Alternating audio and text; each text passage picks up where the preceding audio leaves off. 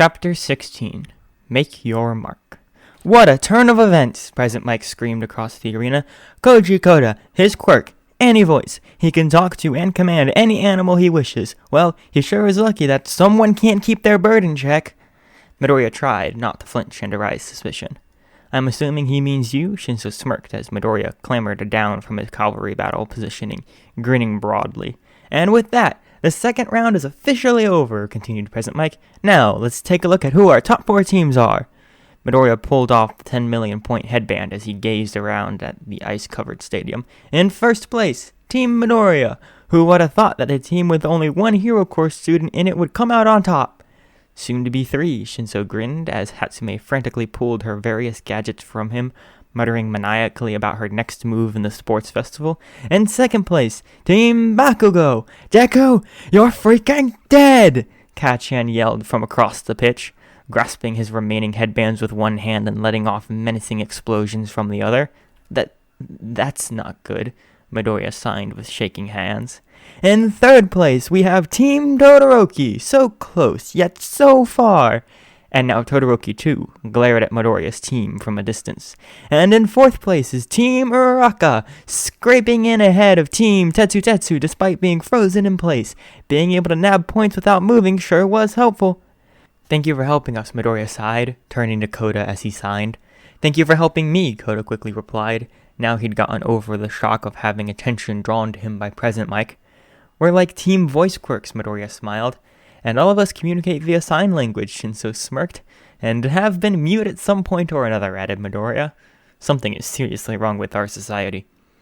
That was when Siren swooped down and snatched the 10 million point headband from where it had been hanging loosely around Midoriya's arm. What is your bird doing now? Shinso questioned, raising an eyebrow. Siren simply chirped at the 3 of them. Hatsume had hurried off with her babies already, and took off towards the stands. She's leaving, Shinso acknowledged, watching the bird disappear off with the headband trailing behind her. She's leaving with the 10 million points. 10,615,000, actually, Midoriya corrected, doing nothing but watch her disappear. Well, that's gone then. These 4 valiant teams will advance on to the final round, President Mike proclaimed. Oh, and what's this? We have an odd number. That means one member of our 5th place crew, Team Tetsu, will be joining us. We should get out of here before something bad happens, Shinso warned Midoriya, glancing over to the distant figure of Kachan, grinding his teeth and glaring menacingly at him. Now, let's take an hour lunch break before we start the afternoon festivities. See you soon! Come on, Shinso grabbed a hold of Midoriya's wrist and dragged him towards the student exit. Midoriya waved goodbye to a confused Koda as he went, no bothering to protest against Shinso as the 2 of them hurried away from the arena.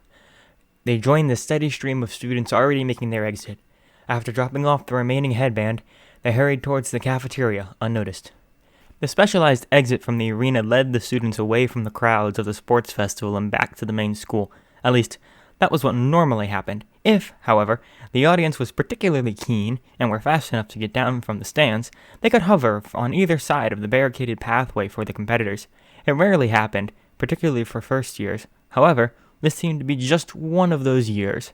Come on, Canary, yelled someone from the crowds. We know you're in there, added another with equal enthusiasm. Midoriya trailed close behind Shinso, ducking his head, desperate not to be seen. President Mike had purposely not brought up the factor of Canary in the last round. Of course, there were only 2 students who remained that fit the bill for the radio star at all, Midoriya and Shinso. Other than Hatsume, who's female anyway, the 2 of them were the only ones not in the hero course. So, it wouldn't be hard to assume that, if Canary had made it into the finals, then it was obviously one of the 2 of them. Then again, Canary could have just not made it through. But President Mike had thought of that possibility too. As Midoriya and Shinso filed away from the stadium, he could still hear his teacher's voice ringing out. Just a heads up for you all, he began. Thank Team Tetsu for letting their leader from Class 1B through into the final round. Yeah, what sportsmanship. Hey, Eraser, don't you think it's weird that only 4 competitors remain that aren't in your class? Not at all. Class 1B had a good strategy, overarching the entire competition, but it fell through in the end. I don't think many of us are surprised by this outcome. But what about the students not from the hero course? Having 3 is certainly out of the ordinary. Speak for yourself. 2 of them were from your class. My general studies class, you mean? What about your radio kid? "Hey, Midoriya," said Shinso, stopping in his tracks and gazing back to the stadium as Midoriya walked right into him. "They're talking about us." "Well, we've seen his bird. Not sure about Canary himself, though. Maybe next year, but we'll just have to wait and see." Shinso frowned. Interesting phrasing. Midoriya hesitated, mulling it over in his mind as Present Mic continued to yell about the availabilities of food for the members of the audience and for himself. "It's to throw off suspicion, I think." "It's technically not a lie. He said he wasn't sure if you would reveal yourself." "Hey, keep moving, would you?" exclaimed a kid from another class. Midoriya jumped, signed sorry, then ushered Shinso forward. They had been blocking up the pathway by standing still and signing to each other. Consequently, they weren't able to communicate again until they were finally in the lunch queue. Midoriya had pulled his headphones back over his ears, blocking out the constantly loud chatter. He'd yet to put his support item into proper use, and with Present Mike's word, he wondered if he would be able to at all. Shinso tapped his shoulder. "What do you want to eat?" "I'm not really hungry." "You should eat," Shinso insisted as they reached the front of the line. "You need the energy." He ended up ordering 2 of whatever he'd chosen. Midoriya hadn't been paying attention. Not that he could hear what Shinso had ordered anyway with the headphones on. Shinso thrust a tray in his hands. Midoriya wobbled and barely managed to keep the bowl of steaming rice balanced. Shinso ended up paying for both of them. They often did that, taking alternate goes to pay. It made life just that little bit simpler. Eventually, they sat down in the emptiest corner they could find. Midoriya gazed around the dining hall. It's so strange, seeing everyone here in their PE kit rather than normal uniform. Shinso raised an eyebrow at him. "That's what you think is strange? But it is!" We're the 2 general studies students, competing in the final round of one of the biggest sporting events out there, and that's what you pick up as strange? Midoriya smiled meekly, poking at his rice with his chopsticks. "You're nervous," Shinso sighed. He had to do it twice because Midoriya didn't look up the first time he said it. Midoriya just shrugged. Putting down his chopsticks, he replied, "It's hard not to be, I suppose." Shinso hesitated, clearly uncertain of how to reply. He took a large bite of his food. That was one of the many benefits of sign language. You could very much talk with your mouth full. "What was that thing Cockatoo always was saying to you on the radio?" Midoriya furrowed his brow, unsure of what Shinso could have meant. "Damn it, what was it?" he murmured after he swallowed his mouthful. "Right, you're not nervous, you're excited." Midoriya felt a small smile spreading across his face. He tended to imagine the voice of whoever was conversing in sign language with him, and he couldn't help but think of Present Mike's when Shinso had said those words, which was rather funny. Such an eccentric voice really didn't match Shinso at all. Midoriya shoved some rice in his mouth to stop him from laughing. "Thank you." Shinso blinked at him, clearly a little bewildered to why such a simple phrase cheered him up so much. So, he just nodded, stared at his food for a moment or so, then decided to follow Midoriya's lead and actually start eating. "Excuse me!" Midoriya and Shinso looked up. Midoriya with his mouth full to the brim with the rice, and Shinso with his next bite halfway there. Midoriya pulled off his headphones, letting them hang loose around his neck as he frowned at the guy who had made the sudden exclamation. The entire cafeteria gradually fell silent as someone clambered on top of a table in the middle of the room. Some of his friends laughed and pulled at his ankles in hopes to get him down, but he was having none of it. "Right, so," he continued, clapping his hands briefly to grasp the attention of anyone who had failed to notice him the first time around. "We all know Canary is out of the sports festival." Midoriya gulped and Shinso dropped his rice back in his bowl. "So, come on, man, tell us who the heck you are," he exclaimed. Midoriya didn't recognize him, although he could have been from Class 1D, or perhaps business or support courses. "You can't just hold out on us for another year. Come on, we know you're in here." One of his friends tried pulling him down off the table again, but he wrestled free. "Come on, Canary, give us a wave." Midoriya tore his eyes away and returned to his food. Shinso glanced between him and the guy on the table, who was now trying to start the chant, "We want Canary." This was stupid, ridiculous even. Midoriya felt his cheeks flush red with anger. How dare he do something like this? And then, the chant had stopped with a yell and a clatter. Midoriya looked up in surprise, as the hall rang out with laughter. The student was still standing on the table, but he'd accidentally kicked an empty tray to the floor in panic, as he tried to duck and evade the swooping figure of a little green bird. Midoriya probably should have found some way to call her off, but he couldn't help his growing smile as Siren continuously dive-bombed the guy, the red and white headband she had previously stolen still trailing along behind her like a victory flag as she chirped furiously. "I love that stupid little bird," Shinso whispered, shaking his head in disbelief. He'd only known her for a few hours, and she'd already won him over. How Siren hadn't been bossed by someone else before Midoriya was beyond him. When he had finally managed to get off the table, everyone cheered, and Siren took off jubilantly into the air, now doing triumphant laps of the dining hall. Maybe we should stop her, Shinso pointed out. Maybe, Midoriya replied. But they still did nothing. Eventually, Siren flew off into the corridors of UA after a failed capture attempt, with the 10 million point headband still stubbornly in tow. With that chaos over and done with, Shinso and Midoriya tidied away their trays and hurried back towards the stadium. It was amazing how quickly an hour could pass with the weight of their future bearing down on them. But considering the wording of President Mike's announcement, it's unclear as to whether the up-and-coming radio star, Canary, did advance to the final round of this year's UA Sports Festival. Midoriya blinked at the reporter standing right by the student entrance to the arena.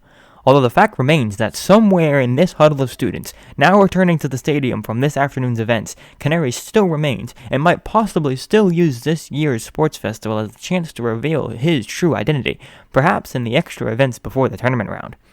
Shinso nudged him with a sly smirk.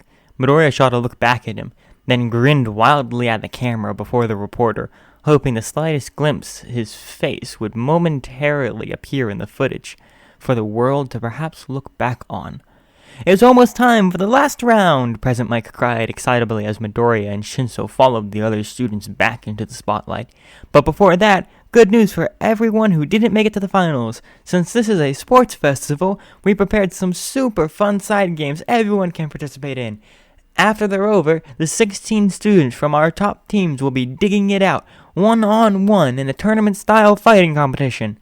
These first years gathered around in the center of the arena, with the 16 finalists, including Midoriya and Shinso, stood near the front, close to the stage that Midnight was standing on. She was holding a large yellow box, labeled Lots. "Come closer and we'll draw lots to see who you're up against," she explained. "Then enjoy the pleasure of the recreational games before we start. The 16 finalists have the option of participating in those activities or sitting out to prepare for battle. I am sure you all want to conserve your stamina." Getting down off her raised platform, she marched confidently straight towards Midoriya. "I'll start with the first place team." Midoriya felt his muscles seize up as the cameras turned towards him and Midnight thrust the box in his direction. She saw his panic and smiled warmly, shaking the box about a bit. Swallowing his fear, Midoriya somehow managed to raise his stiff arm and reach inside the box, pulling out a small piece of folded paper. But before he could open it, Midnight snatched it back off him, unfolded it herself, nodded, and then turned to Shinso, who then followed the same pattern of choosing an opponent without knowing who it could have been. Midnight did this for all of Midoriya's team, as well as all of Kachan's, but then no one else. There was a terribly tense silence as she put her hand to her ear, communicating with whoever was on the other side of her earpiece, hidden beneath her mane of hair. "Take a look at the bracket, my dears," she exclaimed once the organization was finally over. Said bracket then appeared on the screens surrounding the stadium, finally revealing who would be facing who. "These are your opponents." The crowd cheered, but Midoriya blocked them out without needing to pull his headphones over his head again. All I could hear was the faint buzzing noise as he stared up at the screen.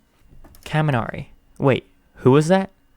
"Looks like I'll be facing off against you in the semifinals," Shinso scoffed, his voice cutting through the madness. "Shame. Would have been better if 2 general studies students made it all the way to the final match." He let his eyes drift over to whoever Shinso was facing. "He was the first match, against Jiro." "She doesn't know your quirk, right?" Midoriya questioned. "Not that I'm aware of," Shinso confirmed.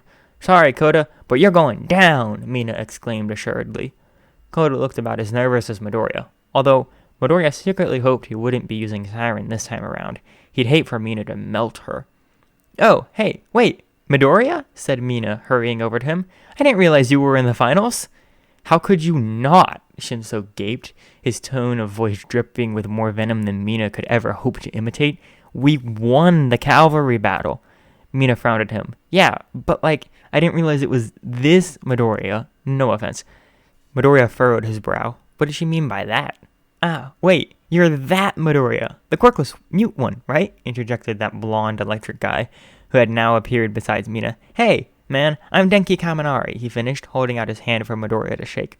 Midoriya would have taken it, if Shinso hadn't knocked his hand out of the way in the last second. "He'll just shock you," he signed, glaring at the hero students as he did so. Kaminari exchanged a glance with Mina, pulling a weird face. He turned back to Shinso. "You must be Shinso, right? The general studies guy from the halls that other day." Shinso glared at him. I'm sick and tired of being just that general studies guy, and I'm sure Midoriya is pretty fed up with being the quirkless mute one. Midoriya didn't meet Kaminari's gaze as Shinso said those words. It's time for us to make our mark. Come on, Midoriya, he snarled, and began to march away, his hands in his pockets. Midoriya hesitated, looking back at the small gathering of hero students with a weak, apologetic smile. But Kaminari, where had Midoriya heard that name before? Hey, if it makes you feel any better, I'll just be giving you a quick shock and it'll be over with, Kaminari said confidently, holding up his hand with a crackle of electricity to demonstrate. Midoriya's eyes grew wide. And your quirks to do with singing? What? Uraraka squealed excitedly, bouncing up and down as she and Midoriya walked up to school. That sounds so cool. Well, it's a little tricky to get my head around, Midoriya stammered in reply. Everyone's quirks have their difficulties, Uraraka insisted. I mean, I have to sleep with mittens so I don't float anything. Ida has to drink gallons of orange juice to get his engines working properly. There's this guy in my class called Kaminari. He has an electric quirk which short-circuits his brain if he uses too much voltage at once. Oh. Midoriya let a smile grow across his expression. Kaminari's quickly faded. What? He frowned. Hatsumi, make us hover again, quickly, Midoriya had cried during the cavalry battle. What the heck? Shinso gaped, watching every other team cry out in pain as they were shocked by Kaminari's quirk. We're not grounded, Midoriya hastily explained. That means we can't be electrocuted. As long as we keep our feet off the ground, he can't hurt us. Oh.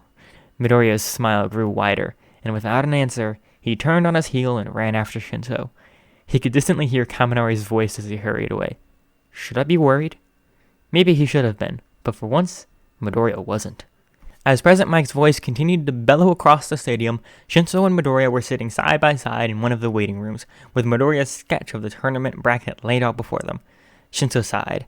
Everyone's so focused on looking for you during the side games that they've missed the bigger picture. Midoriya stared at the piece of paper before him. He started annotating it, and it had gotten a little manic. He also just realized Shinso's handwriting was near to illegible. What did you do to my bird drawing? Midoriya frowned. I gave it talons, Shinso grinned. Whatever they are, they're not talons. They look like arms or crooked forks. Shut up. They're amazing. Look, Simon has her headband now. Let me borrow your red pen so I can add the numbers. What? No, that's 10 million. It was 10,615,000. Technicalities. We won on those technicalities. We would have won with just 10 million. Midoriya couldn't think of an adequate response, so Shinso instead started doodling elsewhere on the paper instead. Midoriya grabbed his red pen back and immediately scribbled out Shinso's addition of "and then I win" to their strategy sheet. Are you saying I'm not going to win? Shinso queried with a quirked eyebrow. No, I'm not. I'm just...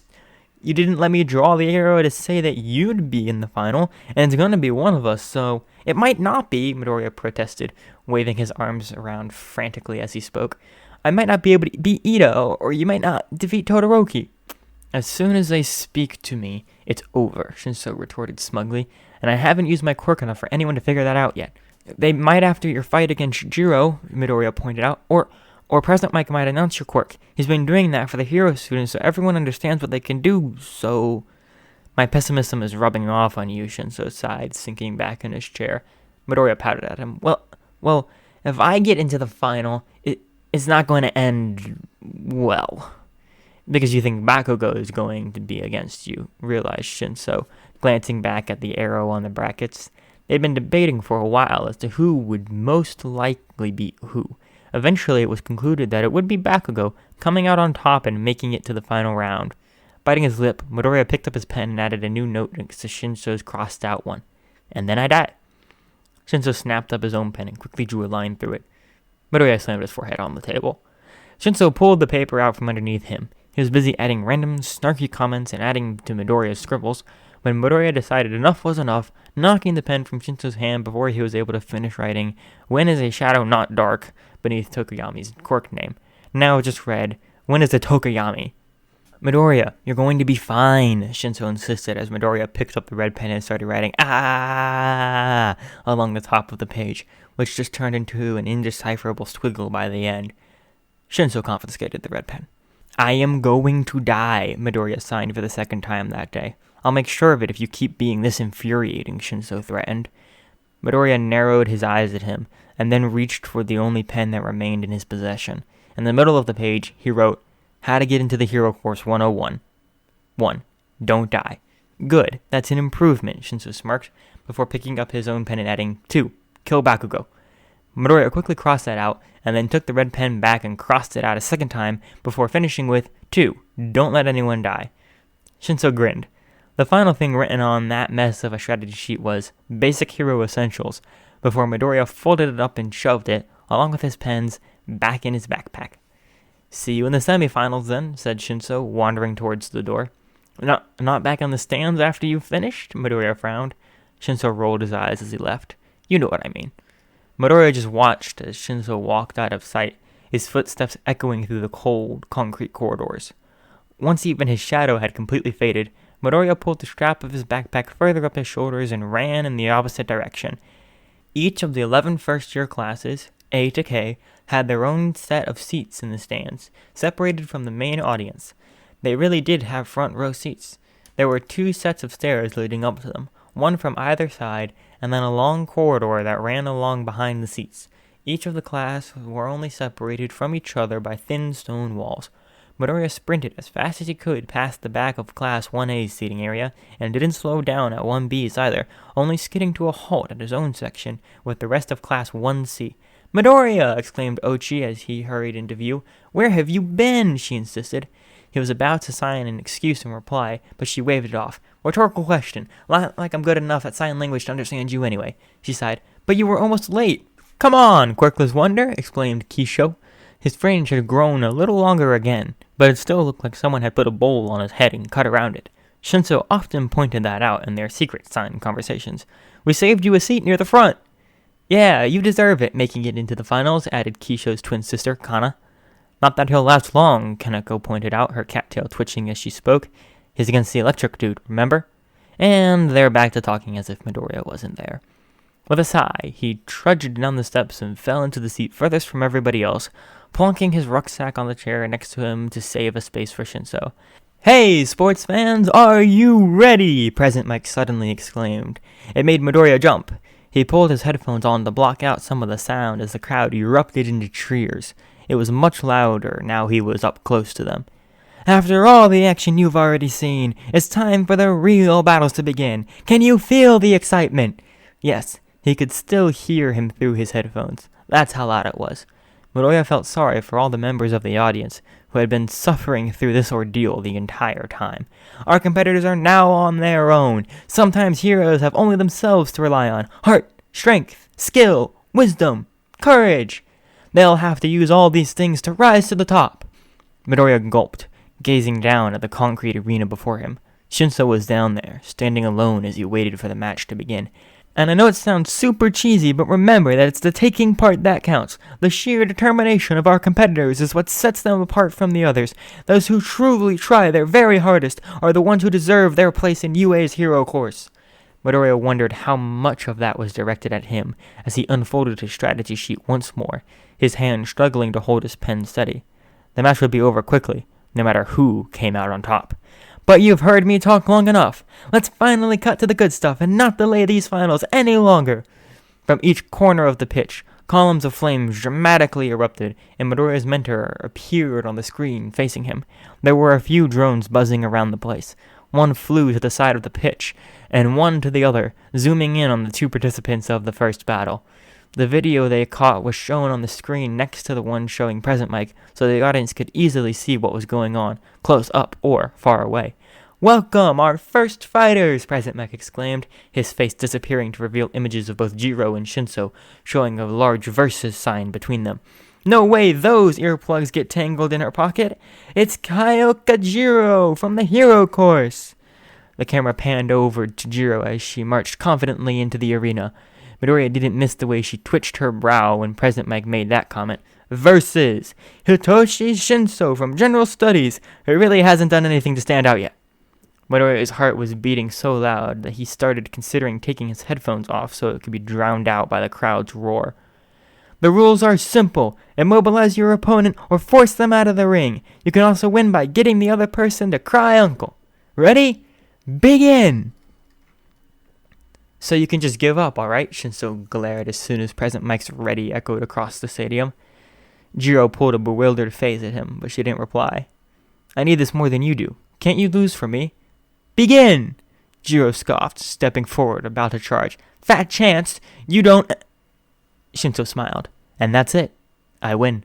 She stopped, her earplugs dropping to her side limply as her eyes blinked over. Hey, hey, President Mike called out. What's going on here? The fight has just begun, but Kyokujiro is completely frozen. And what's with that look on her face? Could this be a quirk at work? Midoriya felt kind of bad for Jiro, but she was already in the hero course. Shinso deserved this win. This is a perfect example of why the entrance exam isn't rational. Midoriya frowned, knocking his headphones off his ears. It was the Eraserhead, the last man to get into the hero course to the sports festival. Since we're on to the individual matches, I had some information compiled about our final competitors. He gulped. Did that mean Mr. Aizawa was holding information on Midoriya too? Shinso failed the practical exam to get into the hero course. Since he also applied for general studies, he probably figured that would happen. Eraserhead continued to talk about the entrance exam, about the robots and Shinso's disadvantage. On the screen, Midoriya could see Shinso grit his teeth in frustration, and then finally spit some words at Jiro. Her starry-eyed expression remained as such as she slowly turned and began to hobble away, dragging her feet as she went. Huh? What? President Mike exclaimed melodramatically. What's this? Jiro is obeying him! Midoriya turned to the other members of Class 1C, who continued to gape down at the two competitors with wide eyes. Hitoshi Shinso, his quirk, brainwashing. When his opponent answers a question, it flips a switch in their mind, forcing them to do whatever he says. Not every question does it, though. He only brainwashes when he wants to. Midoriya blinked up at President Mike. Oh no. He explained Shinso's quirk. He looked back down at his strategy sheet. Shinso was against Todoroki next. This might not work out quite the way they'd planned. I know I said his quirk seems creepy as hell, Kaneko whispered from the back of Class 1C stands, but that's actually pretty amazing. Midoriya smiled. It sure was an incredible quirk.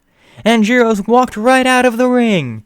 The hero student stopped, blinking, the light returning to her eyes as she glanced frantically around her. She turned on her heel and shouted panically at Shinso as Midnight exclaimed, Jiro is out of bounds! Shinso advances to the next match! Come on, guys, let's congratulate him! Kisho exclaimed, leaping to his feet. Not everyone followed, even Midoriya, for a moment, because he was so stunned that any of his classmates would actually think to do such a thing. Eventually, he got up too, and ran after the 5 who had left. Jiro was ushered back into the ring, and both her and Shinso bowed in respect as Midoriya and the others rushed out of sight.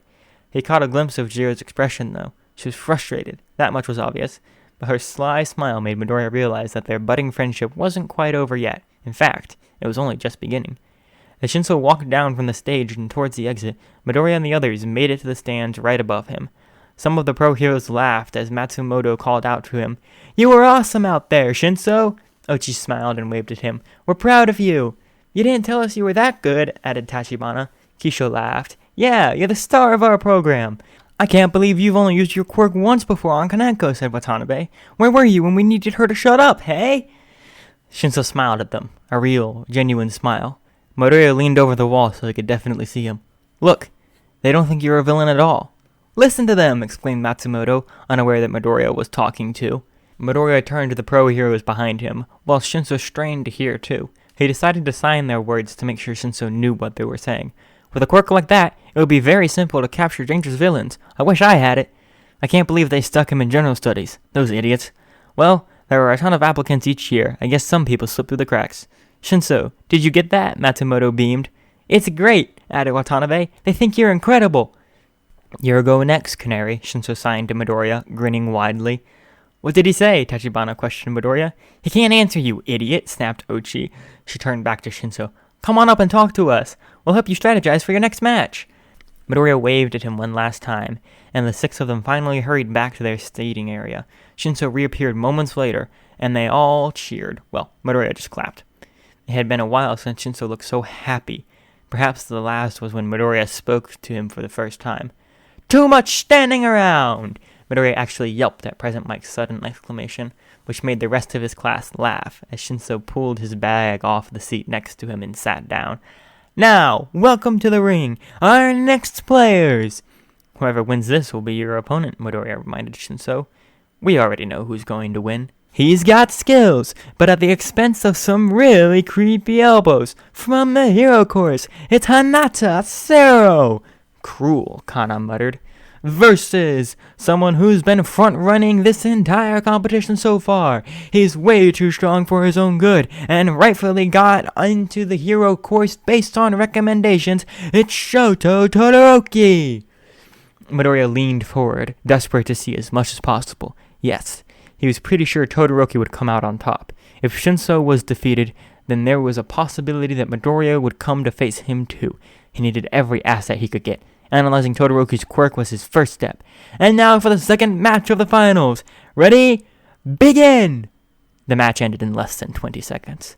Midoriya was very much not leaning forward after that. In fact, both he and Shinso had their backs pressed right up against their seats in shock, edging away from the bombardment of ice as much as they possibly could. "You're gonna die," Midoriya slowly signed. Shinso didn't reply. "Sero has been immobilized. Todoroki advances to the second round," Midnight announced. There was no cheer at first. Everyone was, and, in some cases, rather literally, frozen. As some of the audience started yelling, "Nice try!" to Todoroki's victim, Midoriya leant around the ice to see Todoroki begin to melt it.